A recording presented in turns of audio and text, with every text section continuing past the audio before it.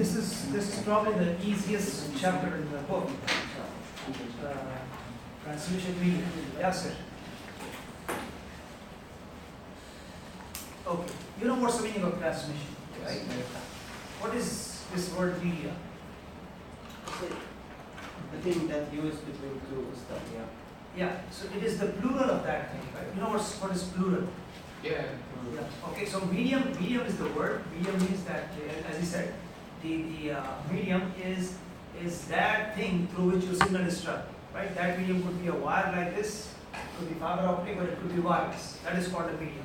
When you have more than one medium, that is called medium, which is the plural of medium. Okay. So in this chapter, we are going to talk about different types of media, introduction. Then we have something called guided media. Okay. What's the meaning of guided? Something on the way. Yes. Guided means that knows where to go, right? Or someone who is guided by someone. Someone is telling, okay, you have to go this way. You cannot go here or there. Right? That is called guided. So these wires are called guided media because the signal has to travel through the wire. It cannot go anywhere else.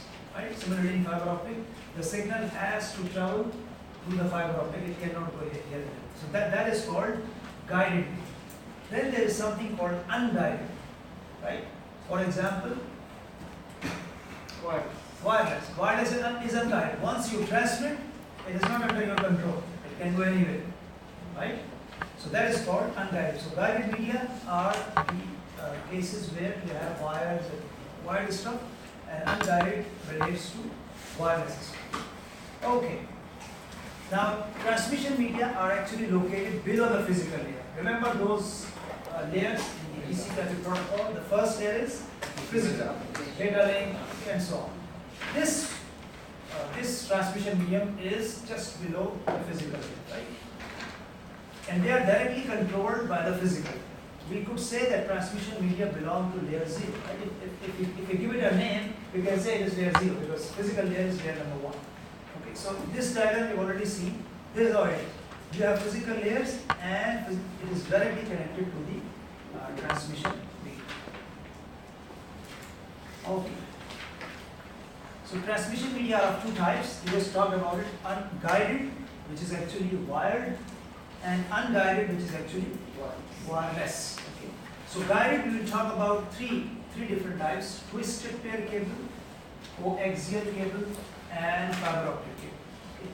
In the unguided, we will talk about wireless. Okay, and we talk about radio waves, microwaves, and infrared. All of them in brief.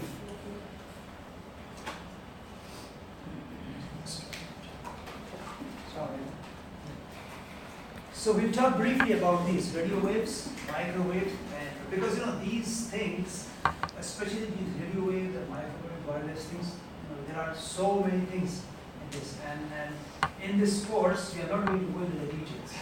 Some of the things you might study in another course, but not all of them, right?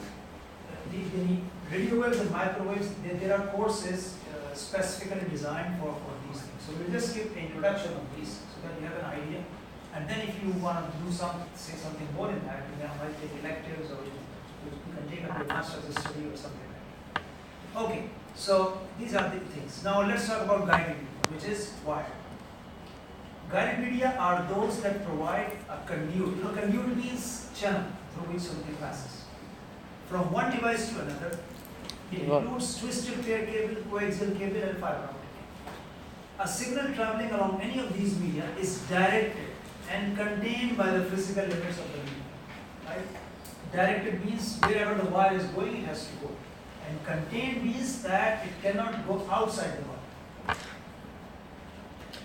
Okay, now let's talk about twisted pair cable. A twisted pair cable, you know what's the meaning of twisting? Right? And when you do something like this is twisted. But this is not twisted and this is twisted. I will show you the diagram. A twisted pair cable consists of two conductors, normally copper, each with its own plastic insulation, twisted together as shown in figure 7.2. Let's look at the figure. This is what is the meaning of twisting. Okay. So you can see that these are the conductors, 4 wires, right? And this is the insulation. You know what is insulation? Yes. Right? Insulation is used so that electricity cannot pass through insulation. Right? So all of these have insulation. So this is the twisted pair cable, and these are the insulations, and these are the conductors. One of the wires is used to carry signals to the receiver, and the other is used only as a ground reference. The receiver uses the difference between the two. Every outlet, look at this outlet. Okay, there are three sockets here, right? So you see here 3 holes. Okay, like this. So one is called phase, one is called neutral, and this one is ground. So normally what happens, these two are mainly used for carrying electricity. Okay. So what happens that basically he measures the difference between these two, right? So the difference of voltage between these two is, for this case, 220 volts, right? So similarly in this wire, in this twisted pair, he takes the difference between these two. You always need 2 wires. You cannot send the signal with only 1 wire. There is 1 wire and there is second wire. It's a kind of, you can say that electricity goes from 1 wire and comes back from the other, something like that. Okay. In addition to the signal sent by the sender on one of the wires, interference in crosstalk may affect both wires and create unwanted signal. This thing we already talked about in one of the chapters, you remember? And we talked about noise. Right? Yes. So the wire is carrying only your signal, but because of the environment, because of the nature of the wire, it might add some noise, some interference, and distort your signal. That's what he said. Okay. Then there are cables called UTP and STP. UTP is unshielded twisted pair, and STP is shielded twisted pair. Okay. Now this is called unshielded twisted pair, UTP. It is again same thing, twisted pair, the one that we just saw on the previous slide. But there is a plastic cover on this. Okay. This is called UTP, unshielded twisted. Now this is another one which is, you can see, almost the same, but only the only difference is there is an extra shield. You see here, metallic shield on these two. This is called shielded twisted. That's why it's called STP. S is for shield. So this is the shield. Okay, and this is UTP, unshielded. It doesn't have a shield, so it is unshielded. So UTP and STP, these terms are used a lot. Okay. Then what we have, these are some of the standards of these cables. Okay, this is a table that where they are used. Okay, you know those Cat4 cables, those who are familiar with the networking, they know that the cables have standards. Okay, if you want a really good networking cable, it should be Cat4 or Cat5. Okay. Cat means category, 4 is the number. Like this one, it says category 1, category 2, 3, 4, 5, right? This is Cat. Improved Cat 2 used in LANs. Improved Cat 3 used in token ring networks. Okay, cable wire is normally 24 AWG. They keep on improving. It's, as you go down the categories, okay, the quality of the cable is improving. So you can use this also for networking. You can use this also, okay, but this one is going to be the best. The Cat 3 and Cat 2, they use it also on wireless. Wireless? Yes. Wireless, you don't need wire. No, just the صطلح. صح Just the name, Cat 2, Cat 3, they use it even in wireless. See, the standards of wireless, they might be using the same. I'm not aware, first of all, that they use Cat 2, Cat 3 in wireless. Because wireless, the standards for wireless are different, and the standards for wired are different. Because maybe you're talking about these Cat and at the back. Like for example, if you have a router or modem, Yes. okay, now it is going to transmit the signals wirelessly. If you have a wireless modem, Yes, X-Wireless. it's wired, but it is getting input from somewhere using the wire. So maybe you're talking about that wire. No, it's like this one. Okay. When I bought it, they tell that this is Cat 6. Well, Cat 6 is for wires. I'm not really sure about it. I can check it and then I can come back. I don't know really why they call it Cat. Because Cat 6 is used for LAN standard. Or maybe what they mean is that the quality of signal provided by this is equal to the quality that is provided by Cat6. Okay, let me check on this.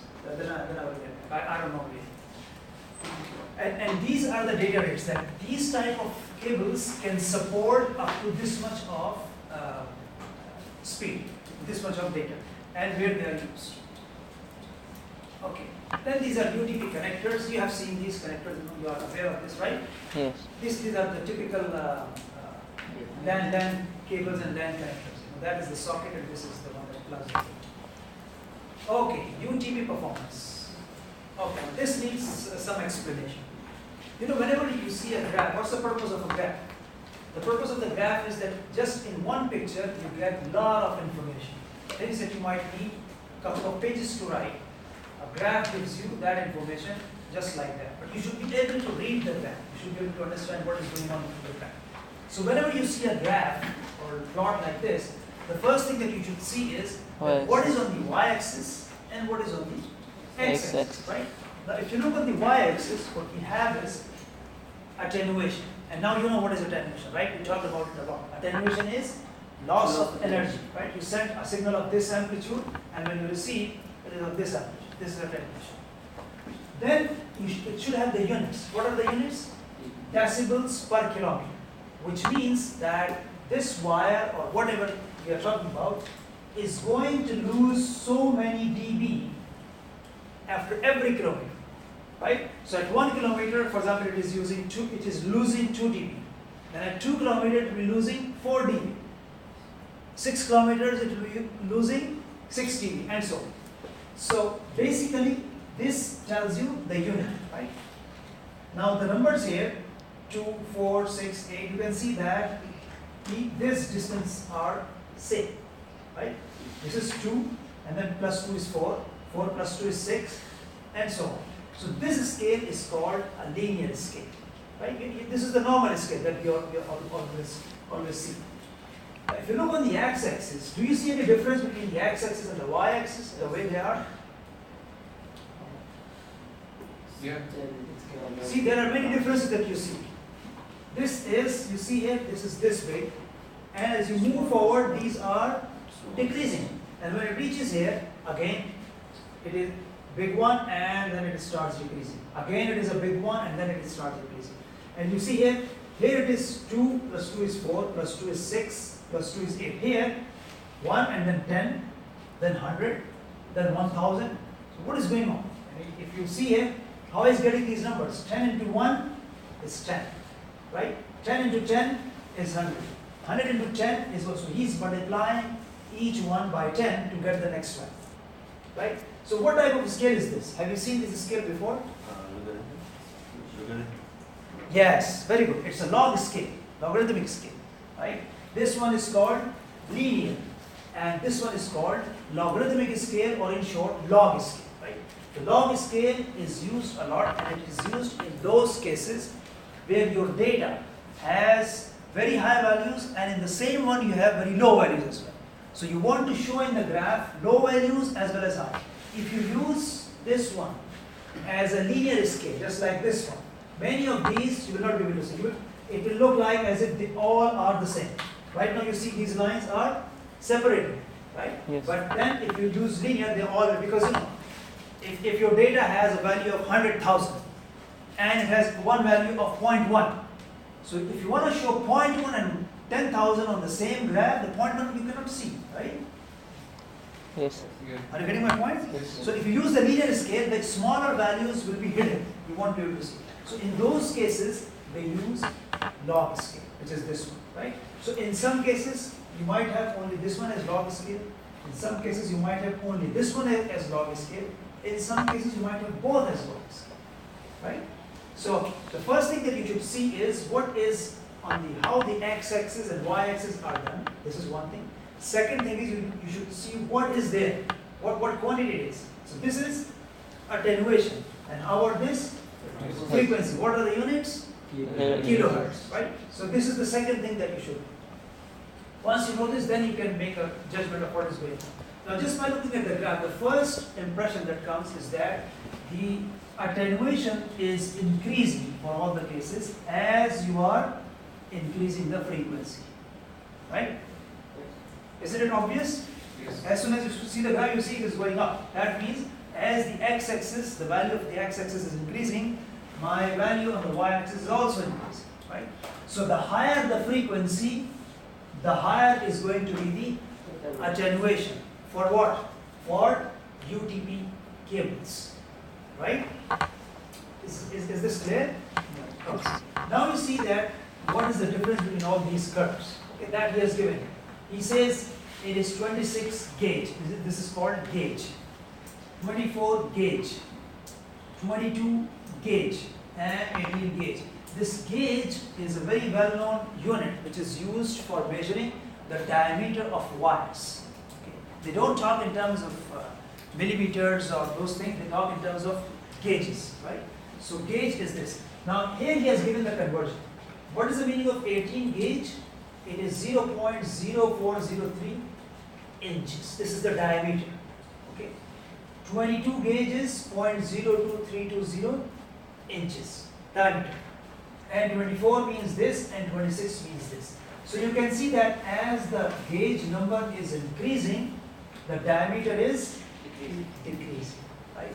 Now if you look here, this is the one which is the thinnest one, right? Its diameter is the smallest as compared to all of them. Which curve is this? This red one, right? And this 18 gauge, which is the thickest one, that is the one at the bottommost, right? So what do you observe from here? If you compare these four, when the diameter increase, the attenuation decrease. when the diameter increases, the attenuation decrease. attenuation decrease. Exactly. The thicker the wire, the better is the performance. So if you have this thicker wire, okay, you are going to have a very good performance, right? And if you have the very thin wire, the performance is going to be bad. Like look at this one. See, if you see them, they are these four curves. The lowest one is giving you the best performance. Why? Because you see, this is attenuation. So this one has the minimum attenuation. It's going slowly up, right? And this red one, because it is very thin, this wire, you can see it is going up as compared to these three, it is going up very fast, right? So the thicker the wire, the lower is the attenuation.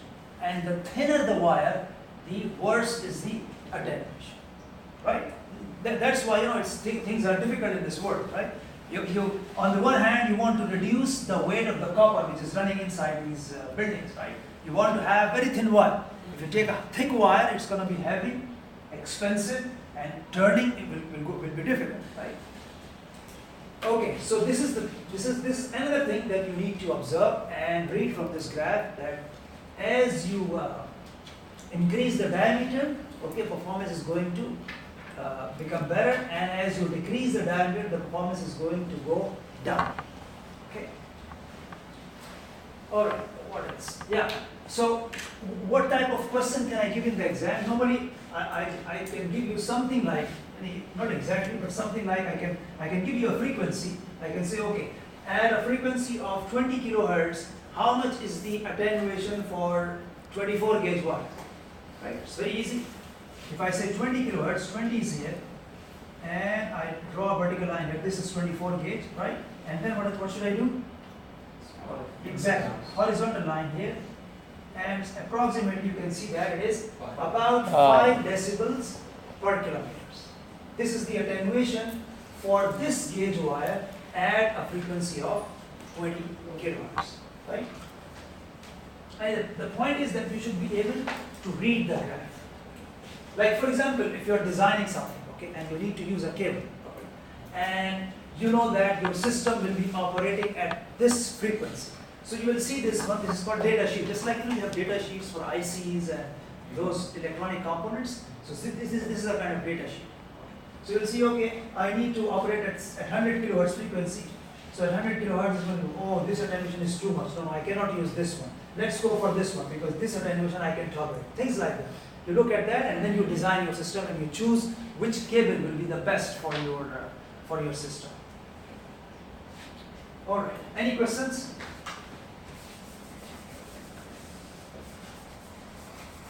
problem with this chapter is that there are no problems. So I'll keep on speaking until this chapter finishes. Okay, coaxial cable. This is the one that you must have seen. You know the round cable, black one, the one that is used in television and cable TV, those kind of things. Yeah. This is that coaxial cable, right?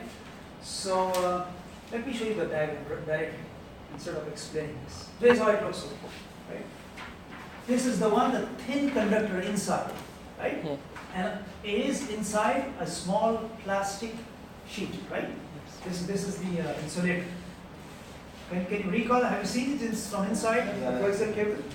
So a thin wire comes out of the cable. Okay, around it there is an insulator, and around the insulator you have an outer conductor or shield, right? It is like a mesh. You know mesh. You know what's a mesh? Yeah. So these are wires that are like all around it. Okay, and then there is another insulator, and then this is plastic cover. So actually there are two conductors, as you should have in any wire. This is one conductor which is called inner conductor, and this is another conductor which is called outer conductor. Okay, so inner is inside, outer is outside. Simple. Okay.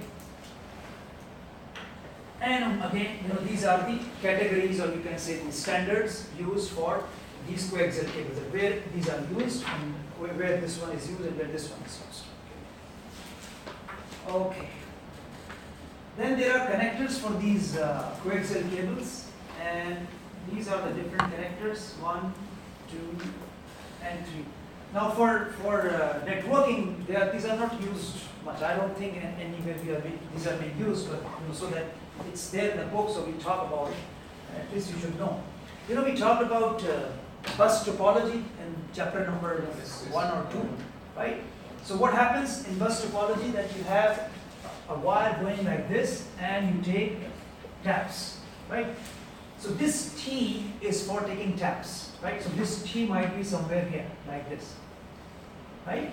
So if you want to connect your computer, okay, you put that wire over here from the computer. This wire comes out from the computer and it fits here. While this already a wire is going through this one, which is over here, right? And then this one is the cable. This one is cable coming out from the computer, which fits into that one. And this is a connector which is called BNC terminator. You know what's the meaning of terminate? Terminate means close or finish, right? So this is the one when you have the last computer over here.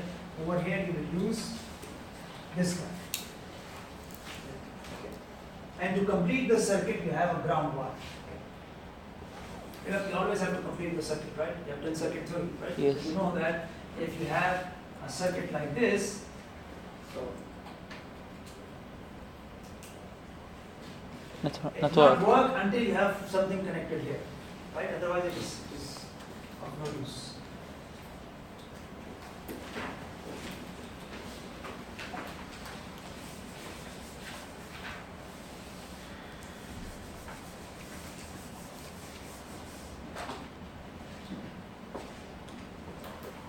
Okay, now this is coaxial cable performance, just like the previous graph. Okay, you can see that this is also, I won't say it's the same graph, but it is quite similar. Why? This is again linear as before. This is attenuation.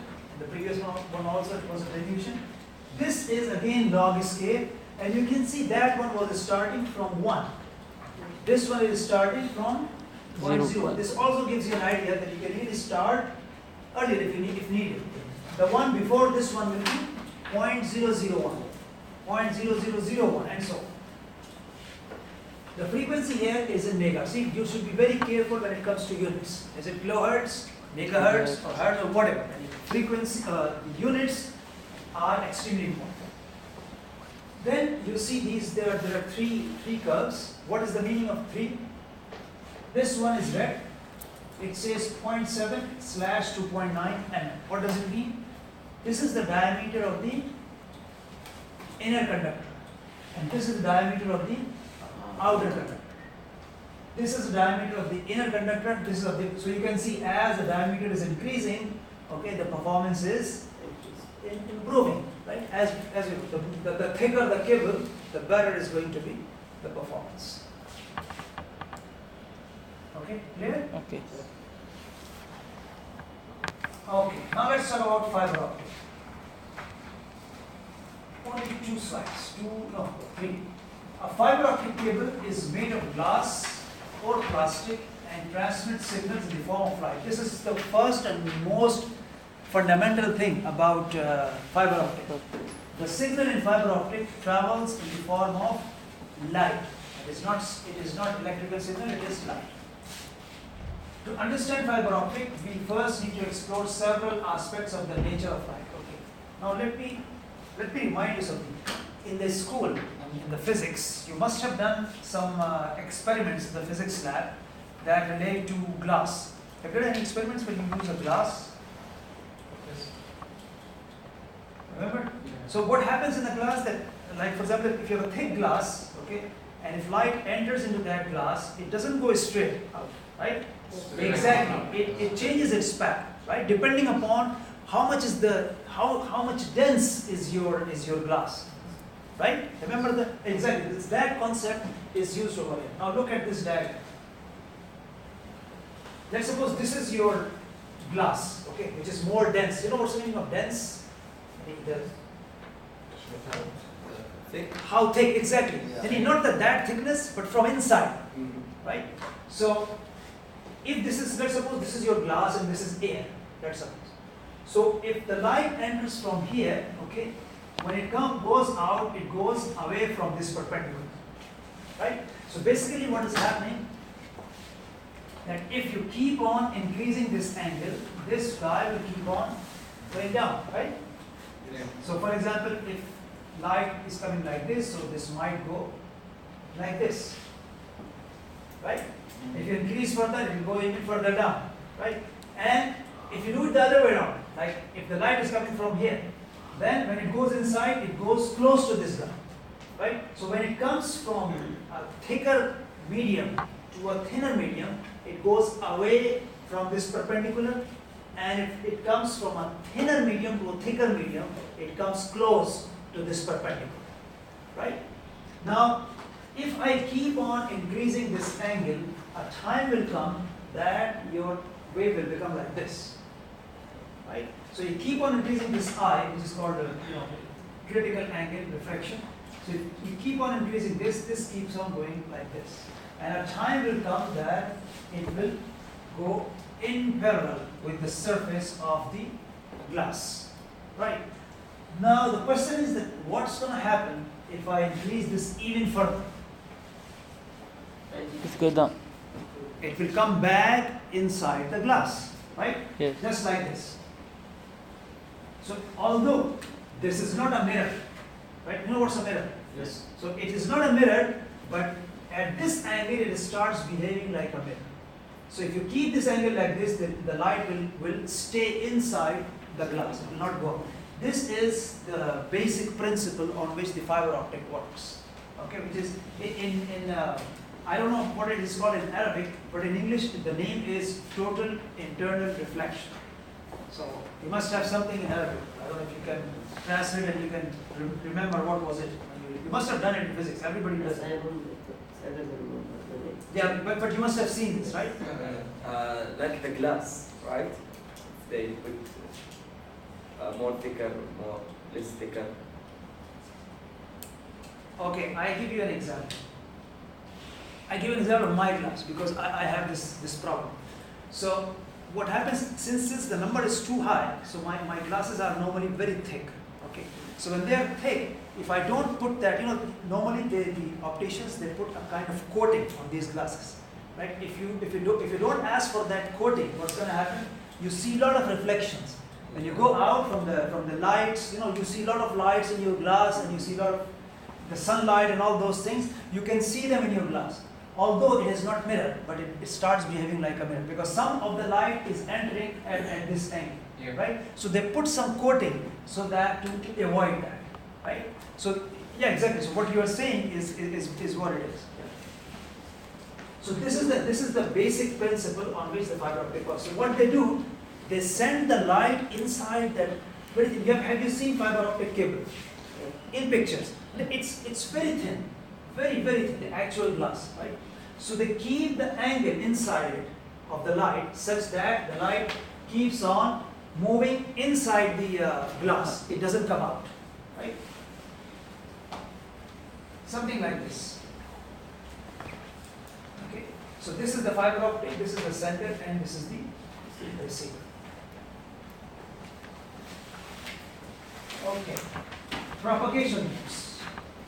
Now in fiber optic there are mainly two modes or two types.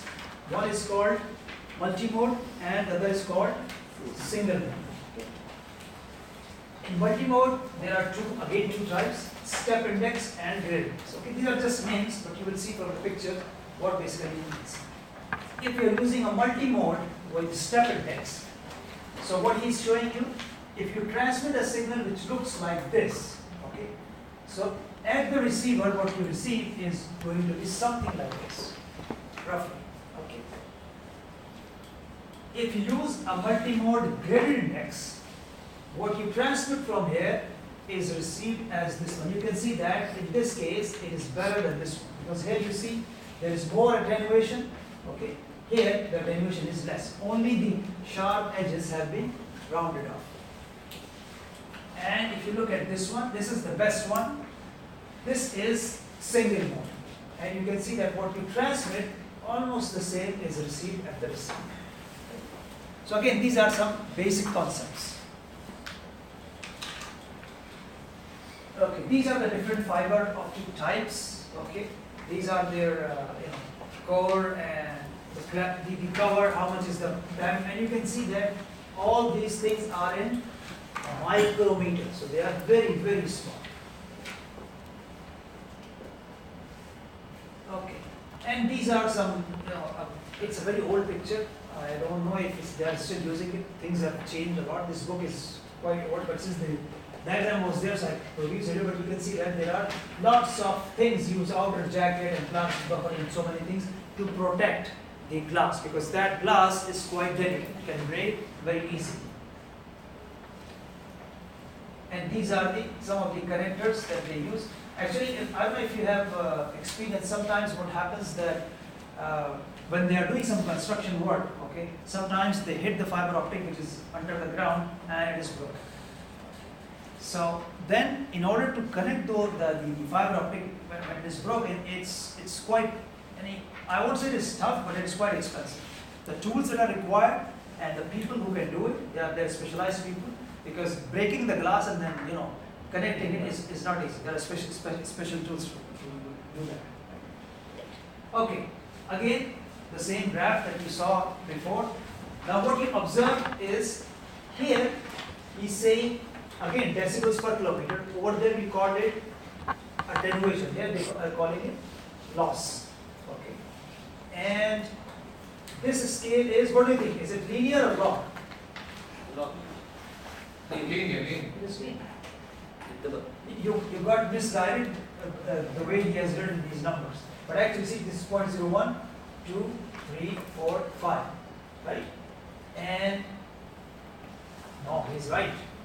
He's right, it is log. No, I mean the... See, I'm talking about the y-axis.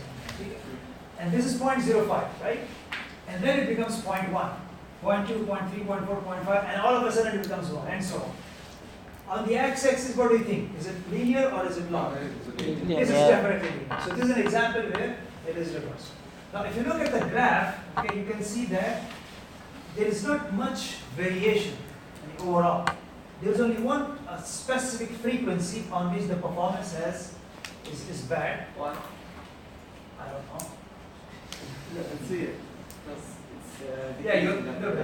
I'm just kidding. The thing is that these are the things that you should observe. That why is it like this? What is so specific about this wavelength? It's not, again, another thing. It is wavelength, not frequency. That on this wavelength the performance has gone down, right? But otherwise it is pretty much the same. The wavelength here, you can see, what is the unit here of the wavelength? Nanometer. This is small n is nano and m is meter. Okay. Any questions? Yeah, I never thought about it. Why is it like that? But you should look for it. Yeah. Well, why is it like that? Okay. Now unguided medium. Unguided medium transport waves without using a physical conductor. You already know this. Unguided medium means wireless communication, where you don't need a cable. Okay. So the first thing that comes to mind when it is wireless communication is the frequency. It makes a lot of difference at what frequency you are transmitting your signal. I give an example. There is a frequency at which these mobiles transmit signals, right? And I can transmit signal from here. I can talk from here to anyone, anywhere, right? Then there is a phone at home. You might have the cordless phones where you have a base, and then the phone you can take anywhere in the house, right? But you cannot take it outside your house. After that, it will stop working. The range of that is very small. Are you getting my point? Yeah. Right? Because the frequency of that is very different from this. So what I'm trying to say is that the spectrum, the frequency, depending upon in which frequency range you are working, the properties of the signals change a lot. Okay. Now you see here from 3 kilohertz to 300 gigahertz, right? This is called radio wave and microwave range. This range is for radio and microwave. This range, 300 gigahertz to 4 terahertz, this is called infrared range. And this range is called light wave. Actually, they have not fully used the whole spectrum. Okay, we have been able to use parts of the spectrum. Now we'll see that the different types. If your wave is below 2 megahertz, if the frequency of your signal is less than 2 megahertz, then this is how it will travel. It will travel along the surface of the earth. If your frequency is less than 2 megahertz. If your frequency is between 2 and 30 megahertz, you can see that signal travels in a straight line. Okay? And it goes and hits the ionosphere. You know what's this ionosphere? الله الجوهي. Yeah, whatever you call in Arabic. You know, the one that is above your earth after some space, and you know that, yeah. So it is that ionosphere. So if your signal is between this frequency range, it goes and hits the ionosphere, and then it comes back to where it is supposed to be. So you can see the difference. This difference is only because of the frequency. Then if it is above 30 megahertz, then you can see that it has to be line of sight propagation. This is a very well known term in wireless communication, line of sight. What's the meaning of line of sight? The transmitter and the receiver have to be in one line, right?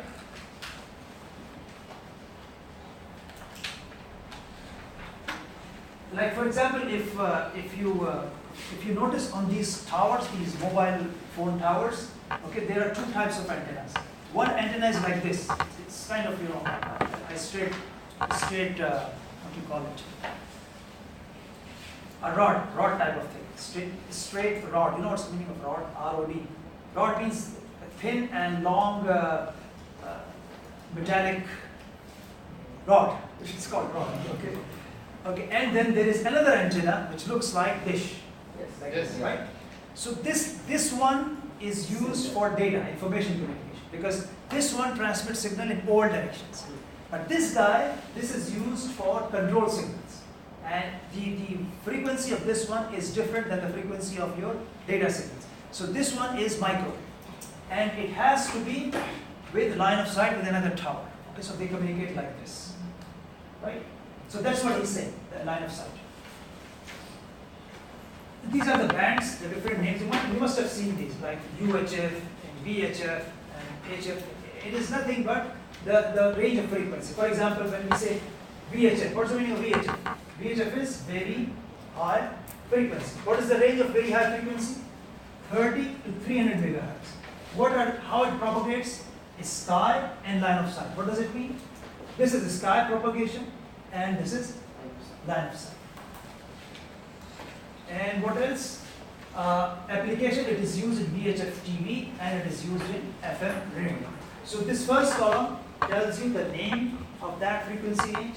This tells you from which frequency to which frequency it is working. This one tells you the type of propagation, the one that we just saw in the previous slide. And this one tells you where it is being used. Like this is used in satellite. this 3 to 30 gigahertz in a line of sight, and it is used in satellite communication. That's why satellite communication is a full course in itself.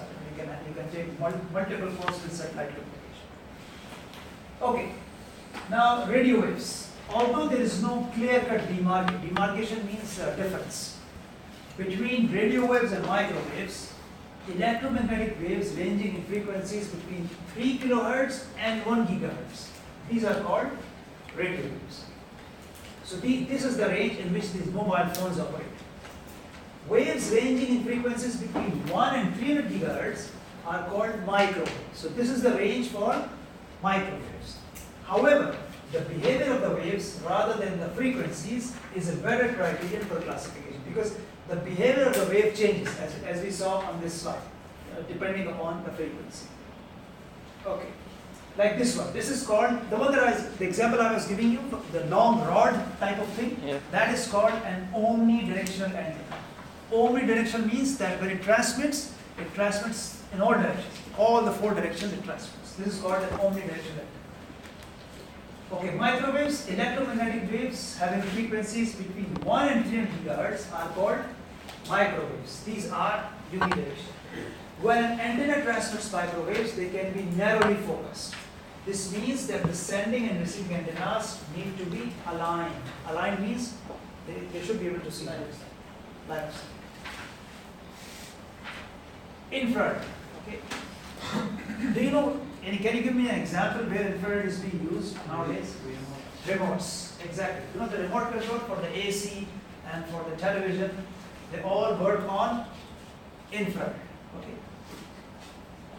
Their frequencies in this range, and yeah, infrared waves having high frequencies cannot penetrate homes, right? If your TV is on the other side of the wall, you cannot operate it from there. It has to be line of sight and in a very short range, right? This is the property of the infrared, and that's the reason that it does not interfere with other devices. Okay, infrared used to come in mobiles also and laptops also a long time ago. I don't know if you guys saw that. Still, Not three have in there. Sorry? Not three have in there. No trees, no thing. no, No, but yeah, I know. Doctor, Yes. is the mobile need less frequency than remote or this? Yeah, that exactly. Because it is working on radio waves. Radio waves frequency range is less, and the frequency range of infrared is higher. That's why the previous slide was showing that as the frequency changes, the behavior of the wave changes like it becomes something different. And many of the frequencies we have not used at all so far. We have not been able to generate some signal from that high frequency. He said here